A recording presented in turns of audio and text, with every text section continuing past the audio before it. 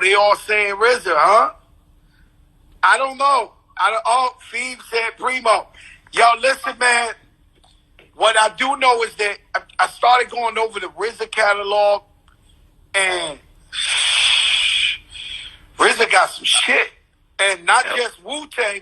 He worked on some Kanye shit, too. Yeah. RZA got shit. RZA got shit. He got some shit. And then, but the thing is, you got Illmatic, you got Jay-Z, you got all of us work with Preem, but then he got the king, he got Biggie.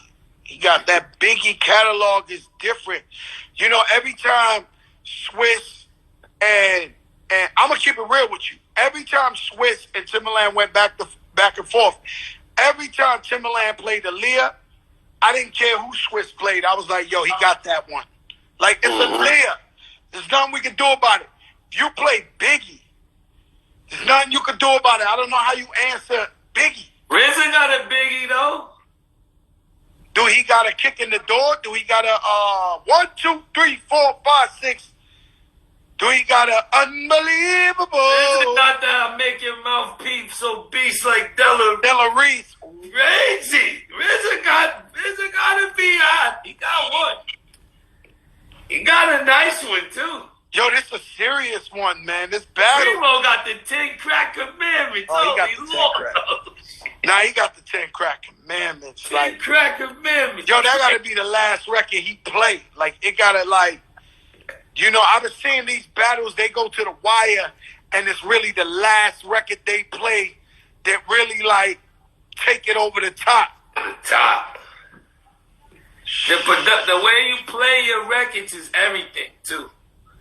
You can't be, you gotta have your fight structured out. Like, you know, don't shoot your load too early. You gotta be able to counter when they hit you with a big one. You gotta come back right. Can't panic.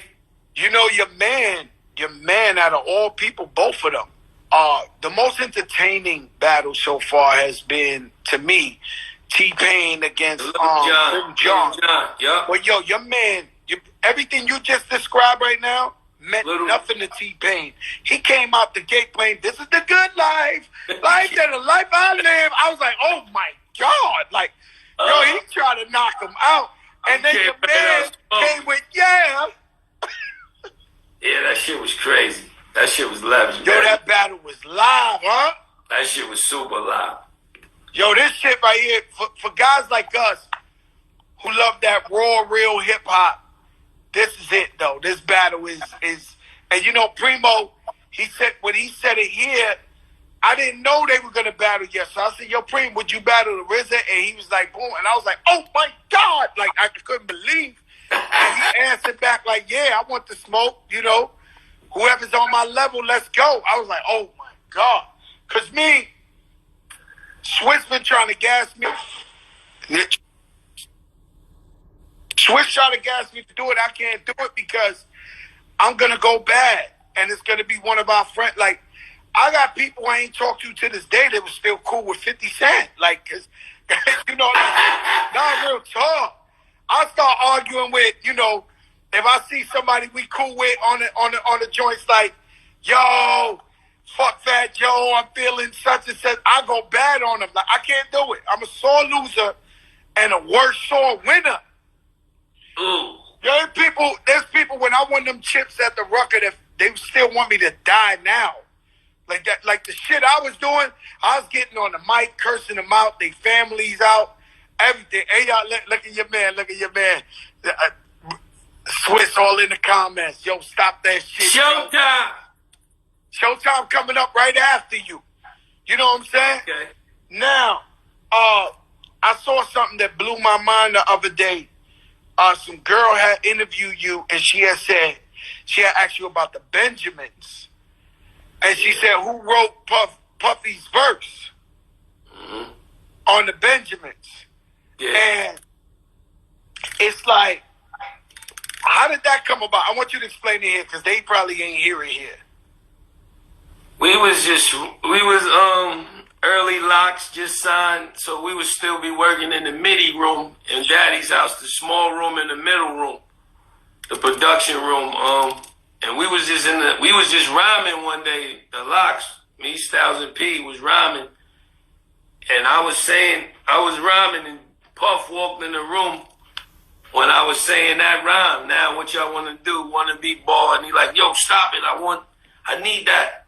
And he tucked it, and then when he got the beat from D-Dot, Derek Angeletti, he laid that verse on there. That was like one of my old verses. Hey, yo, you see your man Joe Button, man. Yo, Joe Button, man. Let me tell you something, Joe Button, man. You're a special guy. But you in here, I ain't chilling. This breaking news. Everything we do is breaking news on the Fat Joe Show. This is crazy. Nah, we ain't playing with nobody. I see Joe Button. I see Swiss on this. Check this out, man. So yeah, man. I mean, I would imagine from you. I heard about y'all from Locker, from Yonkers. Y'all was the Warlocks. Yeah. I heard rumblings. You know what I mean? And I used to drive past Yonkers and see y'all all at the gas station. Like that gas station was like ground zero for the whole Yonkers, huh? Yeah, that was like the meetup spot, you know, the hangout, the gas station. Then when you met Biggie, and so y'all rap for Biggie. How did that process go right there? Nah, we didn't meet. We never met Biggie till after we did the song You'll See. So you ain't meet him till after? Yeah, we didn't meet him till after. That's why I think Puff gassed it up. Like, these young niggas is coming for your head. And that's, if you hear him, he's really coming at us on his verse. Big is coming at us hard. Niggas talking it, but they ain't living it. Cristal. We was still at army suits with crack on us back then. Yeah. So that shit was crazy, but it felt good. It felt good though to just, you know, our first time the world hearing us was a feature with Big, but we didn't meet. We hadn't met him yet. It's so hard. It's so hard for somebody to consistently add members to a crew that are like legendary and are considered probably the best. Because you guys, if not the best, you top 3 best groups ever in the history of rap to me, right? And I know we got a lot of people. We got Run DMC, we got NWA, we got a bunch of, but the LOX has been most consistent forever, bar for bar. But so then Mace, who was down with Puff first, Mace or y'all? I ain't sure who got signed first, but it was like weeks apart, probably. Because it was so hard, like Mace probably signed first and then us probably, or we signed it. He signed right. It was really close, no more than a month apart. I'll tell you some foul shit that happened with me and Mace one time. Mace like a little brother, man. I love him. I used to be hanging out with all of y'all. One time I'm in the tunnel, and Big L, rest in peace, my brother. You know, he grew up with Mace and all of them. So he come up to us, he said, yo, I got smoke with somebody. You know, at that time, it's like, yo, I got beef. So we in like 30 deep. And he walks up to Mace.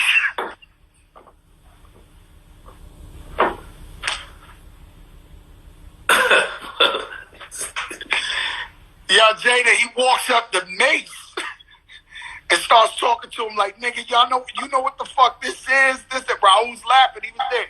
Nigga, yo, I wanted to run out the building. You know, because Big L, my brother, I hung out with Mace the day before. So he starts talking crazy. I'm standing there like this. Mace is looking at me like, damn, no way, Joe Crack. Like, that nigga foul like that. But I didn't know the play. You know, the way I grabbed L, I see, yo, L, man, that's Mace. You grew up with the nigga. You know, that was just a little something that happened there. But I don't think Mace ever trusted me after that ever again in his life. He was like, yo, I ain't fucking with Joe Crack. Because Mace like a little brother. And I'm like, yo, L set me up, man. Rest in peace. Big L set me up. You guys, you guys, the LOX, are the definition of loyalty. And I think, not set aside your music, set aside everything, I think the fact that you guys never broke up and you guys always held each other down, the fans appreciate y'all more because of that. You know what I'm saying? And, no doubt. And you guys won't fold on each other for nothing, and I respect that. You know what I mean? People grow. People, you know, I had a bunch of dudes that was down with me that I thought was my brothers and loyalty, and then they not down no more or shit happened. How was y'all able to maintain that relationship, man? Through it had to be different things going on and all that. You know what I'm saying? Like, yeah. I mean, when we first signed the deal, everything was 33-30. You know, we bust down everything 3 ways, all the way from the rip. And we just made an oath that no matter how much money we got or no matter how much success, or that we would never let none of the discrepancies of the music business or no executives could get in none of our ears individually, and just keep that bondage and brotherhood till we die, or if somebody get a life sentence, or till one of us die. We just try to always keep it as tight. And another thing we always used was looking at other groups, you know, when they go through it and have a fallout, or when somebody out of the group gets hacked and he starts talking crazy about the other groups on Twitter, the rest of the members, or any of that. We just always use that as building blocks and stones to never let none of that kind of stuff happen with us. And we always agree to disagree, but we keep it behind closed doors. And when we come out of the doors, yeah, because I know Styles keep trying to force